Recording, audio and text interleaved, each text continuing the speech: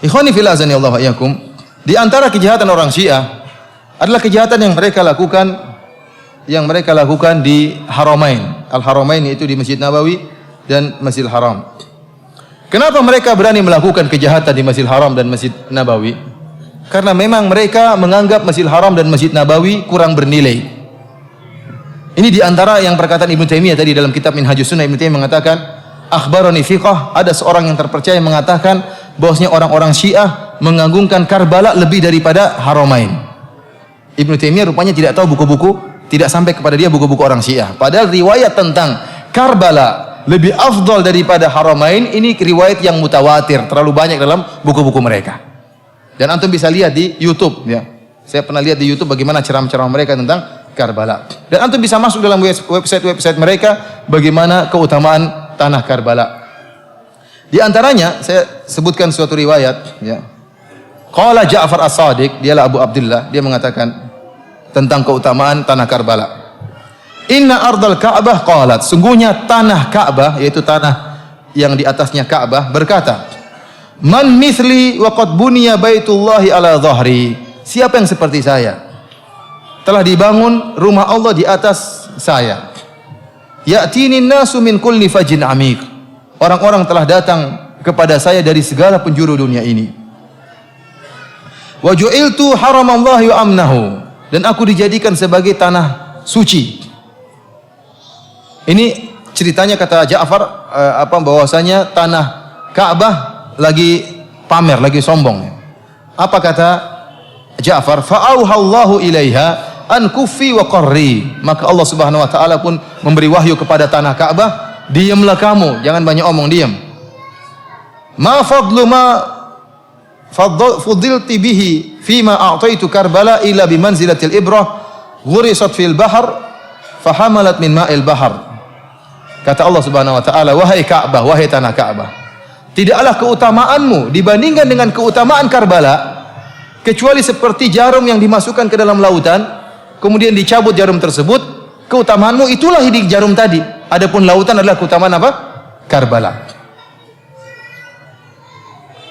Walaula turbatu Karbala ma faddaltuki. Kalau bukan karena tanah Karbala, saya tidak akan muliakan engkau wahai tanah Ka'bah. Walaula man tadammanahu ardu Karbala ma khalaqtuki. Wahai tanah Ka'bah, kalau bukan karena di Karbala ada Husain dikubur di tanah Karbala, saya tidak akan memuliakan, tidak akan menciptakan engkau wahai siapa? Wahai tanah Ka'bah. Ini subhanallah. Ini tertulis dalam buku-buku mereka, jelas bahwasanya tanah Karbala lebih afdal daripada tanah Ka'bah. Bahkan saya pernah dengar ceramah di YouTube dari salah seorang ulama mereka dia mengatakan apa? Dia mengatakan tanah Karbala afdal dan lebih suci daripada tanah suci Mekah. Kenapa? Tanah suci Mekah kalau didatangi jemaah haji terasa sempit. Tapi kalau tanah Karbala dia bisa melebar, jadi tanahnya bisa melar. Apa? Ini bahlul sama orang siapa? Khurafat isinya. Kemudian kenapa Allah mengatakan kalau bukan tanah Karbala saya tidak akan ciptakan engkau wahai tanah Ka'bah. Yang di luar disucikan tanah Ka'bah atau tanah Karbala? Tanah Ka'bah. Karbala belakangan jadi suci. Kalau Husain dikubur di situ baru jadi suci. Husain kapan meninggalnya? Jauh. Tahun sekitar 80-an Hijriah. Taib sebelumnya tanah Ka'bah bagaimana? Kata dia dalam riwayat ini, kalau bukan ada Husain, saya tidak akan ciptakan engkau. Kalau bukan ada Husain dikubur di tanah Karbala, saya tidak akan ciptakan engkau wahai tanah Ka'bah. Ini khurafat yang luar biasa. Di antaranya mereka berkata tentang menziarahi kuburan Husain di Karbala lebih afdal daripada haji. Kata mereka dalam riwayat mereka, dalam kitab Furu' al-Kafi ya, dikatakan inna ziyarata qabril Husain ta'dilu 20 hajjah wa afdal min 20 umrah wa hajjah. Sungguhnya menziarahi kuburan Husain itu sama dengan 20 kali haji. Wa afdal, dan lebih baik daripada 20 umrah wa hajjah, dan afdal daripada 20 umrah dan haji. Ada seorang yang berkata kepada seorang Rafidhah berkata kepada imamnya, dia mengatakan, ini hajjatu tis'a asyrata hajjah. Kata dia, wahai imam, saya sudah hajian 19 kali. Wa tis'a asyrata umrah, dan saya sudah umrah 19 kali. Maka sang imam berkata, sambil mengejek, dia mengatakan apa? Hujjatan ukhra wa tamir umratan ukhra tuktab laka ziyaratu qabril Husain alaihi salam. Kalau begitu tambah lagi satu hajimu dan tambah lagi satu umrahmu supaya kau dicatat seperti menziarahi kuburan apa? Husain. Ya ikhwan, di sini antum lihat jelas bahwasanya mereka merendahkan tanah suci haram dan Mekah dan Madinah. Mereka lebih mengutamakan tanah Karbala karena ibadah mereka adalah menyembah apa? Menyembah mayat. Ibadah mereka adalah menyembah manusia. Sampai ada di antum lihat di YouTube bagaimana ya perkataan seorang tentara Bashar al-Assad yang akan meninggal sudah sakaratul maut, dia masih mengatakan apa? Dia masih mengatakan labbaik ya Zainab, labbaik ya Husain, ya Ali madad. Antum lihat di internet ada. Sudah berdarah berlumuran darah dia mengatakan, aku penuhi panggilanmu wahai Zainab. Bukan labbaik Allahumma labbaik, aku penuhi panggilanmu ya Allah, tapi apa? Labbaik ya Husain, labbaik ya Zainab, ya Ali madad, wahai Ali pertolonganmu, pertolonganmu. Dan ini sering kalau kita tawaf di Ka'bah mereka mengatakan al-madad ya Ali, al-madad ya Husain, al-madad pertolonganmu. Bukan minta kepada Allah tapi kepada Ali dan Husain dan teman-temannya. Ini kesyirikan yang nyata. Kesyirikan yang nyata, meminta kepada mayat bukan minta kepada Allah Subhanahu wa taala. Allah mengatakan, "Amma yujibul mutarra idza da'ah." Siapa yang bisa menyelamatkan orang-orang dalam keadaan kondisi terdesak kecuali Allah Subhanahu wa taala. Dan saya sering sampaikan logika kepada sebagian ikhwah. Sekarang ya ikhwan ya, di antara yang menunjukkan bahwasanya tawassul meminta kepada mayat merupakan syirik akbar ya. Sekarang sebagai logikanya contohnya gini. Antum sekarang misalnya ingin meminta sesuatu di Bapak Presiden misalnya. Tapi antum tahu kalau antum minta presiden langsung tidak akan diterima. Karena presiden tidak kenal antum. Dan antum tahu ada seorang menteri yang bisa memberi syafaat kepada antum minta kepada presiden. Akhirnya antum pergi ke menteri tersebut. Antum mengatakan, "Pak Menteri, tolong saya Pak Menteri sampaikan ke presiden, Pak Menteri, saya begini-begini Pak Menteri, saya ada kondisi dalam keadaan darurat Pak Menteri, saya sangat butuh, tolong sampaikan kepada presiden," dan seterusnya antum merengek kepada menteri tersebut. Saya tanya sama antum, waktu antum merengek sama menteri tersebut, kerendahan antum kepada menteri atau kepada presiden? Kepada siapa? Menteri atau presiden? Kepada menteri. Bahkan bisa jadi presiden antum lupakan. Bisa jadi presiden antum apa? Lupakan. Benar-benar antum merendah dan merengek kepada sang menteri. Itulah yang terjadi kepada para penyembah kubur. Tatkala mereka ya wali, ya ini, ya minta, benar-benar mereka lupa kepada Allah, seakan-akan kunci pengabulan daripada wali tersebut. Kalau wali bilang na'am, akan turun mandat dari presiden. Kalau wali bilang iya, akan turun. Wali ridha, maka akan turun otomatis mandat dari presiden. Sehingga kerendahan mereka, kehinaan mereka kepada penghuni kubur. Inilah kesyirikan yang nyata. Ibadah orang-orang Syiah adalah penyembah terhadap penghuni kubur, kepada Husain, kepada Ali dan yang lainnya. Kita katakan Ali dan Husain dan ini adalah wali-wali Allah Subhanahu wa taala, namun mereka tidak berhak untuk disembah. Jangankan Ali dan jangankan Husain, Isa bin Maryam, seorang nabi yang lebih mulia daripada Ali dan Husain dan yang lainnya, tidak berhak untuk diibadahi, apalagi sekedar wali-wali seperti itu. Ikhwani fil azani Allah alaikum. Karena mereka merendahkan tanah suci Mekah dan Madinah, sehingga mereka berani berbuat onar di Mekah dan Madinah. Ibnu Katsir rahimahullah menyebutkan kisah bagaimana yang dilakukan kejahatan yang dilakukan oleh orang-orang Qaramidhah. Ya, Abu Tahir Ar-Rafidhi yang dia menghadang para jemaah haji kemudian merampas harta mereka, dihadang jemaah haji dirampas harta mereka. Ini orang Syiah. Kemudian bagaimana dia juga mencuri, mencongkel Ka'bah, mencongkel apa namanya? Hajar Aswad, kemudian dibawa lari selama 23 tahun dibawa kabur. Sampai tatkala ada seorang atau raja dari Mekah kemudian minta agar dikembalikan Hajar Aswad tersebut dengan memberikan uang kepada diri, tidak mau, bahkan diperangi dan dibunuh raja tersebut. Namun akhirnya tatkala mereka terus mendapatkan bencana dan bencana dan bencana, akhirnya dikembalikanlah Hajar Aswad tersebut ke Ka'bah. Kemudian yang terjadi di zaman sekarang ini juga ya, seperti yang disebutkan oleh berita Arab Saudi ya, pada tahun 1406 Hijriah atau tahun 1986 Hijriah ya, televisi Saudi menyebutkan tentang gambar-gambar dinamit yang dibawa oleh orang-orang Syiah Rafidhah. Ya, mereka ingin buat makar bagi jemaah haji. Namun ketangkap oleh apa? Pemerintah Arab Saudi. Di antaranya juga seperti kasus terowongan Mina yang menyebabkan banyak orang terbunuh. Yang melakukan siapa? Orang Rafidhah juga. Yang membuat gas sehingga membuat orang gaduh dan kalang kabut sehingga banyak yang bertindis-tindisan akhirnya meninggal dunia. Kemudian juga di masa depan.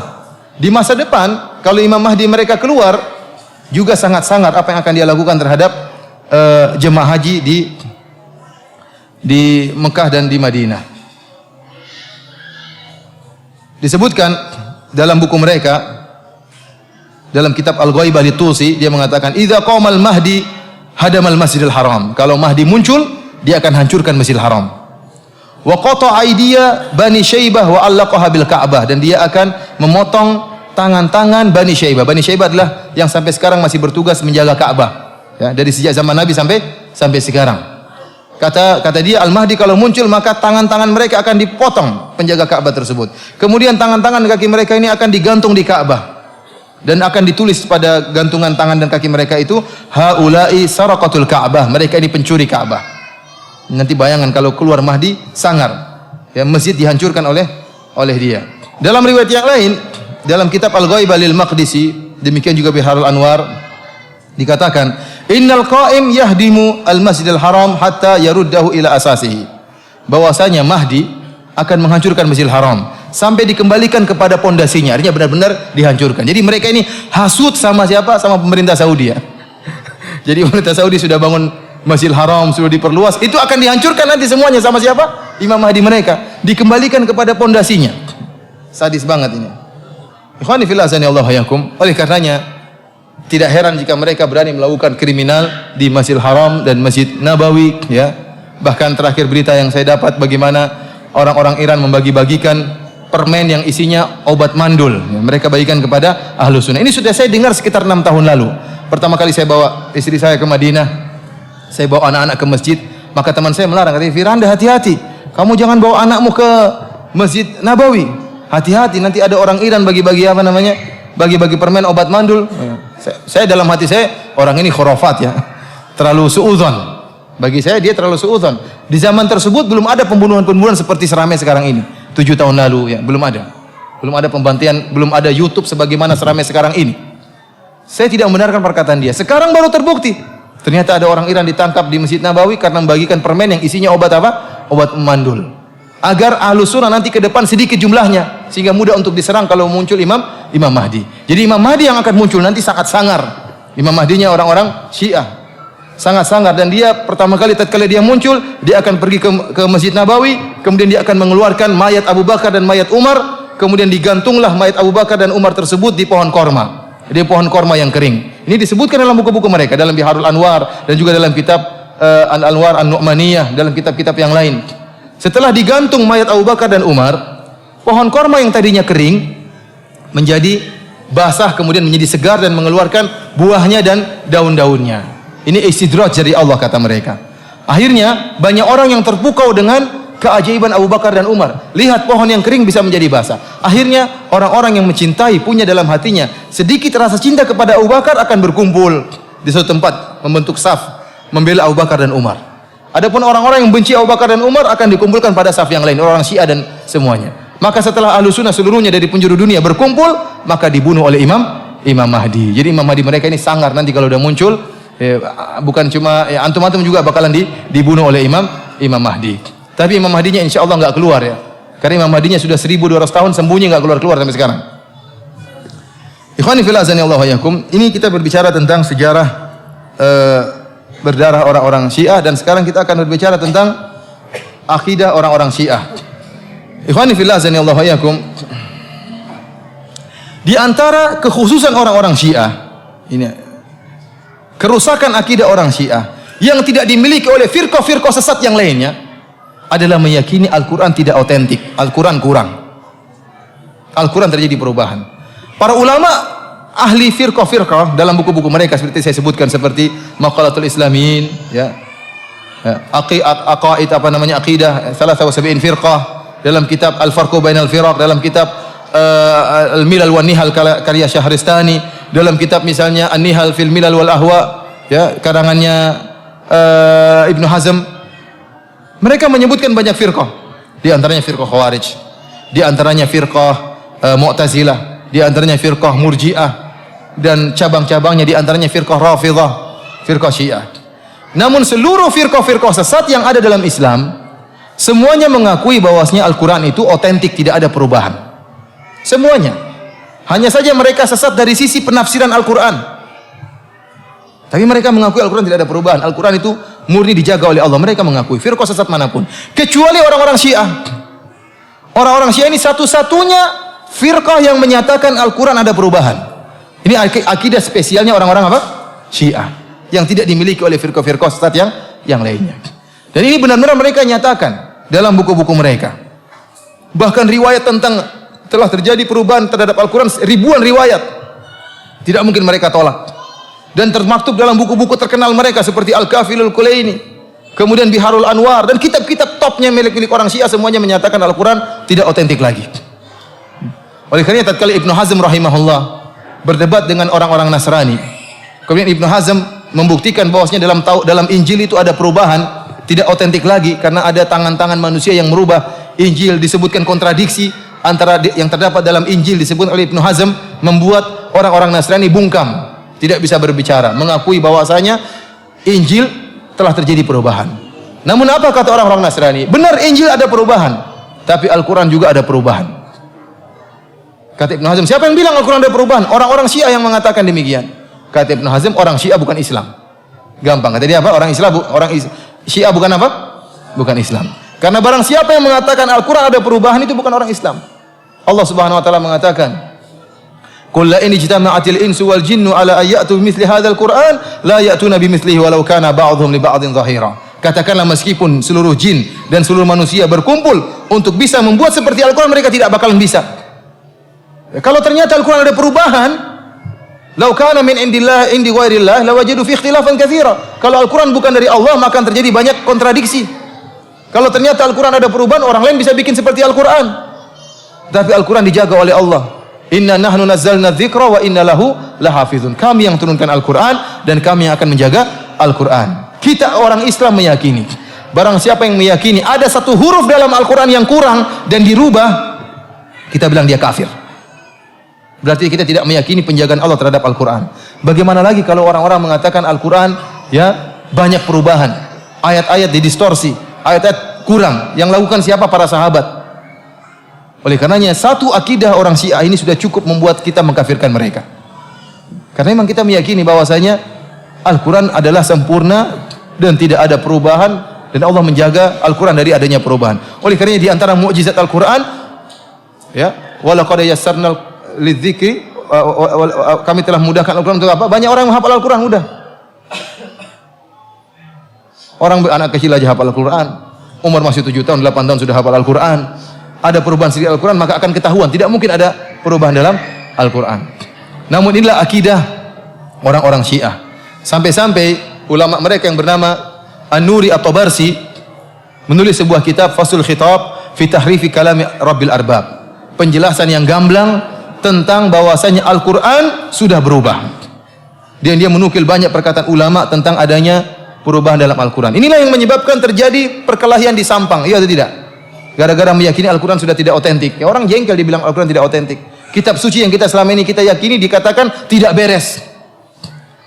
Dan meyakini Al-Quran itu kurang, ini kekufuran yang paling top. Kenapa? Kalau kita meyakini Al-Quran itu kurang atau ada perubahan, maka tidak ada kekufuran lagi. Orang boleh meninggalkan sholat, orang boleh berzina. Sekarang kalau ada orang mengatakan zina itu halal, bagaimana kita membantah dia? Kita bilang dalam Al-Quran zina haram. Maka dengan mudah dia mengatakan mungkin ayat tentang zina itu ada perubahan, sebagaimana kata orang-orang apa? Syiah. Ada orang mengatakan jilbab tidak wajib. Kita bilang dalam Al-Quran jilbab, itu mungkin ayat dirubah sama sahabat. Tidak bisa kita mengkafirkan orang kalau kita meyakini Al-Quran itu apa? Ada perubahan. Kalau ada yang mengatakan sholat tidak wajib, kita bilang kamu kafir. Kenapa kamu kafirkan saya? Dalam Al-Quran disebutkan Quran sholat, aqimus sholat, sholat wajib, dirikan sholat. Kata dia mungkin itu ayat yang dirubah oleh sahabat. Repot seperti ini. Jadi Syiah ini membuka pintu kesesatan selebar-lebarnya, pintu kekufuran selebar-lebarnya. Karena puncak kekufuran adalah menyatakan Al-Quran ada perubahan. Kitab suci sudah tidak ada, terus apa yang mau dijadikan pegangan? Ikhwani fillah azani Allah wa iyyakum. Di antara riwayat-riwayat yang disebut dalam kitab Al-Kulaini, karangan Muhammad bin Ya'qub Al-Kulaini dalam kitab Al-Kafi, ini Al-Kafi ini seperti Sahih Bukhari dalam kata Muhyiddin Al-Khatib, salah seorang ulama sunnah di Mesir. Al-Kafi seperti Sahih Bukhari di sisi kaum muslimin. Orang Syiah punya Sahih Bukhari namanya Al-Kafi. Orang Syiah tidak pernah beriman dengan Sahih Bukhari. Tidak pernah beriman dengan Sahih Bukhari, tidak pernah beriman dengan Sahih Muslim, tidak pernah beriman dengan Abu Daud, Nasai dan Ibnu Majah, Musnad Imam Ahmad, mereka tidak pernah imani. Namun mereka hanya menyebutkan riwayat dari Bukhari atau Muslim yang menurut mereka mendukung mazhab mereka untuk membuat kaum muslimin jadi bimbang. Sebenarnya mereka sudah punya buku sendiri, tidak butuh dengan Sahih Bukhari, dengan Sahih Muslim, mereka tidak pernah percaya. Mereka punya Sahih Bukhari sendiri namanya Al-Kafi Al-Kulaini. Bahkan ya, kedudukan Al-Kafi di sisi orang Syiah lebih afdal daripada kedudukan Sahih Bukhari menurut kaum muslimin. Kenapa? Karena kata mereka, kitab Al-Kafi ini setelah dikarang oleh Muhammad bin Ya'qub Al-Kulaini, dipaparkan kepada Imam Mahdi dan sudah dicek oleh Imam Mahdi. Sahih Bukhari hanya bisa kedudukannya seperti Al-Kafi kalau Sahih Bukhari ditampakkan kepada Nabi Muhammad. Oh, ini sahih semua, baru bisa sama seperti Al-Kafi. Oleh karena mereka benar-benar memegang riwayat-riwayat dalam Al-Kafi karena sudah dicek langsung oleh siapa? Imam Mahdi. Di antara riwayat yang terdapat dari Imam Mahdi dalam kitab Al-Kafi, kata Abu Abdullah Ja'far As-Sadiq, dia mengatakan, wa inna indana la mushaf Fatimah. Sungguhnya di sisi kami ada mushaf Fatimah. Wa ma yudrihim ma mushafu Fatimah. Tahukah mereka apa itu mushaf Fatimah? Mushafun fihi mithlu Qur'anikum hadza thalatha marrat. Mushaf Fatimah, Quran ka Fatimah itu seperti Quran kalian 3 kali lipat. Kemudian apa kata Ja'far As-Sadiq, imam mereka? Wallahi ma fihi min Qur'anikum harfun wahidun. Demi Allah, tidak ada pada mushaf Fatimah itu satu huruf pun yang ada pada Quran kalian. Ini kegoblokannya orang Syiah. Berarti Quran mereka bukan bahasa Arab. Kata dia, Qurannya berapa kali lipat? 3 kali lipat. 3 kali lipat ini tidak ada satu huruf pun yang ada di Quran kita sama dengan padahal huruf cuma alif bata sampai iya atau tidak? Tidak ada huruf yang lain. Berarti Quran mereka bukan pakai bahasa Arab, bahasa Persia atau bahasa Jawa mungkin. Ini gobloknya mereka. Mereka bikin kedustaan tapi goblok.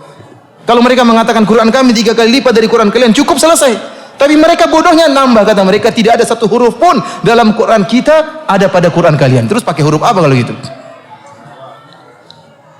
Di antara riwayat yang mereka katakan juga dari Abu Abdullah, dari Ja'far As-Sadiq juga, dia mengatakan apa? Innal Qur'an alladzi ja'a bihi Jibril ila Muhammadin 17,000 ayah. Sungguhnya Quran yang diturunkan oleh Jibril kepada Muhammad 17.000 ayat. Quran kita berapa ayat?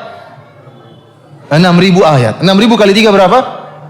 18.000. Ini juga bodoh, tidak tahu matematika. Harusnya 3 kali lipat itu 18.000, dia bilang berapa ribu? 17.000. Bahkan Dr. Al-Qazwini, salah seorang ulama Syiah abad ini, salah seorang ulama kontemporer Syiah, dia memberi contoh tentang ayat yang kurang. Kata dia dalam surat Al-Imran ayat 33, Allah berfirman, Inna Allah astafa Adam wa Nuh wa ala Ibrahim wa ala Imran ala alamin. Sungguhnya Allah telah memilih Adam dan Nuh dan keluarga Ibrahim dan keluarga Imran di atas alam semesta, dalam segala umat, di atas segala umat. Kata dia, ada ayat yang dikurangi oleh para sahabat. Harusnya Allah berfirman, Inna Allah astafa Adam wa Nuhan wa ala Ibrahim wa ala Imran wa ala Muhammadin alal alamin. Sungguhnya Allah telah memilih Adam dan Nuh dan keluarga Ibrahim dan keluarga Imran dan keluarga Muhammad Ahlul Bait di atas seluruh umat manusia. Ini kata dia contoh adanya kekurangan dalam Al-Qur'an. Ikhwani fillah azani Allah wa iyyakum. Inilah keburukan orang-orang Syiah sehingga mereka mengatakan Al-Qur'an terjadi penyimpangan. Kenapa mereka dengan tega menyatakan Al-Qur'an terjadi perubahan? Ya. Bahkan sebenarnya Al-Quran 17.000 ayat. Berarti dikurangi sekitar berapa? 11.000 ayat sudah hilang, ya enggak? Yang tertinggal berapa? 6.000 ayat. Kata mereka Al-Quran harusnya berapa ayat? 17.000 ayat. 17.000 ayat itu berkurang tinggal berapa? 6.000 ayat. 6.000 ayat itu bermasalah. Sudah dikurangi, dirubah-rubah, diacak-acak oleh para sahabat. Dan orang-orang Syiah sering bertakiyah, mereka mengatakan itu Wahabi saja yang mengatakan Al-Quran itu kurang. Itu kedustaan mereka.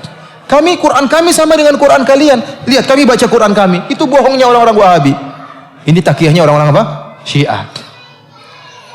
Kita bilang yang benar, yang kamu baca memang Quran sama dengan Quran kami. Karena memang Mushaf Fatimah itu cuma hayalan, khurafat tidak ada.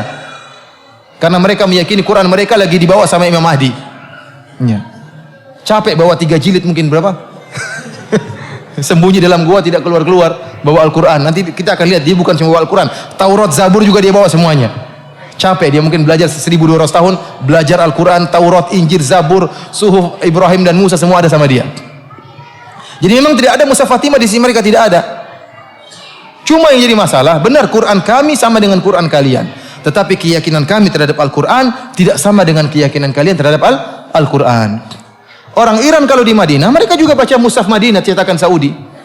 Memang boleh sama yang dibaca, tapi keyakinan berbeda, tidak sama keyakinan kami dengan keyakinan kalian terhadap Al-Quran. Keyakinan kami Al-Quran sempurna, tidak ada kekurangan. Keyakinan kalian terhadap Al-Quran tidak sempurna, ada kekurangan dan ada perubahan. Sebagaimana Allah kami dengan Allah kalian sama, tapi keyakinan kami terhadap Allah berbeda. Nabi Muhammad sama, Nabi Muhammad kamu dengan Muhammad kami, tetapi keyakinan kami terhadap Nabi Muhammad tidak sama dengan keyakinan terhadap Nabi Muhammad. Alinya kami sama dengan alinya kalian, sama atau beda? Sama, tidak ada bedanya. Tapi keyakinan kami terhadap Ali tidak sama dengan keyakinan kalian terhadap Ali bin Abi Thalib radhiyallahu taala anhu. Dan yang lebih menyedihkan, ikhwani fillah azanillahu, orang-orang Syiah, ya, selain mereka menyatakan Al-Quran sudah terjadi perubahan, ini sudah cukup membatalkan mereka. Di antara kekufuran yang mereka lakukan terhadap Al-Quran, kata mereka, Al-Quran tidak mungkin ditafsiri kecuali oleh imam. Kecuali oleh imam. Jadi mereka mengatakan bahwasanya Al-Quran itu, ya, dijelaskan oleh Nabi kepada Ali bin Abi Thalib saja, yang lain tidak ada. Kemudian dari Ali bin Abi Thalib kepada imam berikutnya, kepada Hasan, kemudian kepada Husain, kemudian kepada Muhammad Al-Baqir, kemudian kepada Ja'far As-Sadiq, sampai kepada Imam 12 sekarang yang lagi sembunyi di Sirdab. Sehingga mereka mengesankan bahwasanya ada agama Ahlul Bait. Ini yang sering masyarakat tertipu. Mereka mengatakan, kita agama kita Ahlul Bait. Kita yang lebih ngerti tentang agamanya Rasulullah SAW karena kita Ahlul Bait. Ya. Sementara orang-orang di luar Ahlul Bait, mereka tidak paham tentang agama Rasulullah. Coba kalau kamu di rumah, yang lebih paham tentang agamanya bapak kita siapa? Ya kita anaknya yang lebih paham. Jadi yang lebih paham tentang agamanya Nabi Muhammad siapa? Ali bin Abi Thalib, anaknya Fatimah. Orang awam langsung termakan. Oh iya benar ya. Berarti ada agama khusus Ahlul Bait. Seakan-akan ada agama khusus Ahlul Bait, ada agama di luar untuk selain Ahlul Bait. Ini kedustaan besar. Kita bilang, ya akhi, kalau memang yang tinggal di rumah Nabi lebih paham tentang agama Nabi, kalau gitu Aisyah yang lebih paham. Lebih banyak dengan siapa? Apakah Nabi lebih banyak bersama Aisyah atau bersama Fatimah? Lebih sering bersama siapa Nabi? Sama Aisyah istrinya. Lebih sering bersama Aisyah daripada Fatimah dan Ali. Ali menikah sama Fatimah, sudah tinggal di rumah yang lain. Harusnya yang lebih ngerti agama Aisyah daripada kalian-kalian ini. Kemudian apakah Ahlul Bait cuma orang-orang Syiah? Banyak Ahlul Bait yang Ahlus Sunnah banyak. Yang tidak berpemahaman seperti kalian. Jadi mereka mengesankan bahwasanya ada agama khusus buat Ahlul Bait. Ini tidak benar, tidak benar. Rasulullah SAW diutus oleh Allah rahmatan lil alamin untuk seluruh umat. Wa anzalna ilaika dzikra litubayyana lin-nas ma nuzila ilaihim. Kata Allah Subhanahu wa taala, kami turunkan kepada engkau wahai Muhammad Al-Qur'an litubayyana lin-nas, agar engkau wahai Muhammad jabarkan kepada seluruh manusia. Jadi tidak ada agama khusus buat satu orang, dua orang, tidak ada. Agama ini apa namanya? Untuk semuanya. Untuk semuanya. Rasulullah SAW mengatakan, nadarallahu imra'an sami'a maqalati fa'au'aha fawa'aha. Ya. Kemudian kata Nabi SAW, farubba muballaghin au'a minas sami' atau afqahu minas sami', atau kama qala Nabi SAW. Ya. Kata Nabi SAW, semoga Allah memberikan cahaya kepada orang yang mendengar perkataanku, kemudian dia sampaikan kepada yang lainnya. Memang agama ini untuk disebarkan, bukan untuk sekedar agama khusus Ahlul Bait. Ini adalah khurafat yang didengung-dengungkan oleh orang Syiah. Sekarang seakan-akan Nabi mengkhususkan Ali bin Abi Thalib dengan ilmu tertentu yang tidak diberitahukan kepada para sahabat yang lain. Ini kedustaan besar. Ini ketidakadilan. Seakan-akan yang masuk surga hanya Ahlul Bait. Terus kita yang bukan Ahlul Bait bagaimana? Yang anaknya Pak Ijo dan Pak Imin ini bagaimana? Ikhwani fillah azanillahu wa ini di antara khurafat yang mereka lakukan. Pertama, mereka mengatakan Al-Quran sudah tidak otentik. Yang kedua, mereka mengatakan Al-Quran tidak mungkin ditafsiri kecuali oleh imam. Sekarang imammu mana kok belum muncul-muncul? Nah, mereka punya riwayat-riwayat dari imam-imam sebelumnya. Seperti oleh karena saya katakan tadi, Riwayat mereka paling top bukan kepada Nabi, tapi kepada imam. Antum buka kitab Al-Kafilul Kulaini, semuanya qala Ja'far As-Shadiq, qala Abu Abdullah, bukan qala Muhammad sallallahu alaihi wasallam. Kenapa? Karena untuk sampai kepada Muhammad harus lewat sahabat, iya enggak? Sahabatnya kafir semua ya. Sudah riwayat enggak usah sampai, kalau gitu riwayat tidak sampai kepada Muhammad, sampai aja kepada imam mereka. Karena bagaimana mereka bisa meriwayatkan riwayat sampai ke Rasulullah kecuali melewati apa? Para sahabat. Sementara para sahabat semuanya kafir. Kalau gitu riwayat mereka cuma sampai kepada imam-imam mereka. Oleh karenanya mereka mengatakan, jika imam telah berkata hujjah, imam itu seperti Nabi. Bahkan imam itu langsung dari Allah Subhanahu wa taala. Oleh karenanya bagaimana mau sama agama kita dengan agama mereka? Agama kita adalah agamanya yang dibawa oleh Muhammad sallallahu alaihi wasallam, agama mereka adalah agamanya imam. Makanya mereka dikatakan dengan Syiah al-Imamiyah. Syiah yang meyakini masalah keimaman. Bahwasanya imam merupakan rukun Islam dan imam bisa mengkhususkan Al-Qur'an dan imamlah yang paham tentang Al-Qur'an. Tidak ada yang bisa paham kecuali qayyim, kata mereka. Tidak ada yang paham tentang Al-Quran kecuali imam dari imam-imam mereka. Dari sini kita paham bagaimana kebatilan mereka terhadap pemahaman terhadap Al-Quran. Dan ingatlah, kita tidak bakalan bisa nyambung kalau berdebat dengan mereka. Mustahil antum bisa berdebat dengan mereka. Kenapa? Kalau antum mendatangkan ayat, ini ayatnya begitu, mereka bukan begitu tafsirnya. Itu tafsiran kalian. Tafsiran Ahlul Bait tidak seperti itu. Tidak bakalan nyambung. Inna Allah ya'murukum an tathbahu baqarah. Allah mengatakan, Nabi Musa berkata, sungguhnya Allah merintahkan kalian untuk menyembelih sapi. Kata mereka sapi adalah Aisyah. Gimana nyambungnya? Bisa nyambung kalau mereka. Kita gimana nyambungnya? Sapi di zaman Bani Israel kok Aisyah? Mereka bisa nyambung. Kata mereka misalnya, marajal bahraini yaltaqiyan, bainahuma barzakhun la yabghiyan. Ya. Bahwasanya ada dua lautan apa?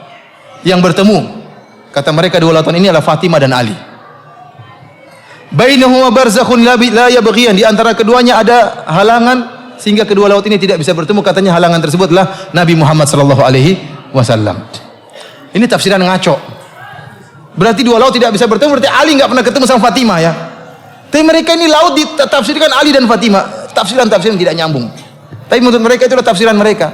Antum tidak bisa berdebat sama mereka. Karena meskipun taruhlah kita sama-sama sepakat Al-Quran otentik, tafsirannya bakalan berbeda. Mereka punya tafsiran kebatinan seperti tadi. Yakhruju minhuma lu'lu'u wal marjan, keluar dari lautan tersebut lu'lu' wal marjan. Ya, maksudnya Hasan dan Husain. Repot seperti ini. Tafsiran mereka yang kacau balau itu terdapat dalam buku-buku mereka. Oleh karena ikhwani fillah sallallahu alaihi wasallam, tatkala keyakinan kita terhadap sumber agama kita yaitu Al-Quran berbeda, bagaimana mungkin kita bisa bersatu dengan orang-orang Syiah? Ya. Tatkala kita mengatakan, lihatlah Aisyah radhiyallahu taala anha dibela oleh Allah dalam Al-Quran. 15 ayat Allah turunkan untuk menyatakan Aisyah bukan pezina. Kata mereka, itu bukan Aisyah yang dimaksud Allah, tapi Zainab. Repot seperti itu. Nggak bakalan nyambung, benar ini. Tidak bakalan nyambung dengan mereka. Dan jangan pernah berharap bersatu dengan mereka.